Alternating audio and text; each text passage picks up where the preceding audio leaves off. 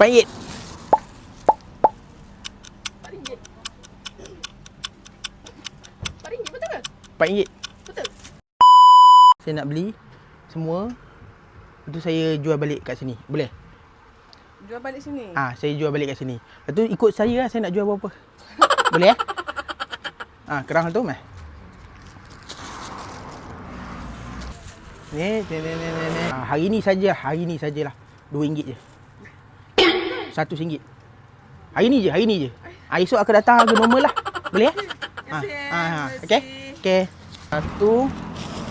Satu. Okey, lagi? Dah. Dah. Tak ada. Shilling? Tu ada. Ada. Paan kan? Ni ada RM3. RM2. Ni. Mana balik? RM3. Aku. Okey. Daging 2. Kerang 1. Sotong 1. RM6. Apa? Esok. Hari ni lain. RM6. Ada sikit-sikit tu dia. Cukup tu, macam cukup je. Cukup. Terima kasih. Saya jual. Hari ni je. Terima kasih Ada cash? Tak ada langsung. Pegang jap. Kenapa? Pegang je. Ni bayar guna duit yang saya bagi nah. RM2. Bukan duit akak. Kan tadi saya bagi subsidi. Nah, ambil. Hari ni ada subsidi kak.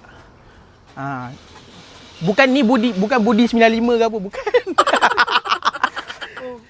Hari ni je. Hari ni je. Kerang. Mai. Okey. Ni 2 je. RM2.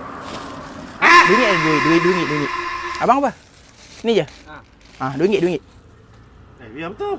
Yelah, betul je lah. Hari ni je lah betul. RM2. 2. Oh ni niaga apa ni RM2 Alah, petang je lah. Petang. Baik. Terima kasih. Okey abang. Abang 1 je. Dah. Okey. Udang 2. 6. Terima kasih, saya jual. Akak ni satu suara pun tidak keluar.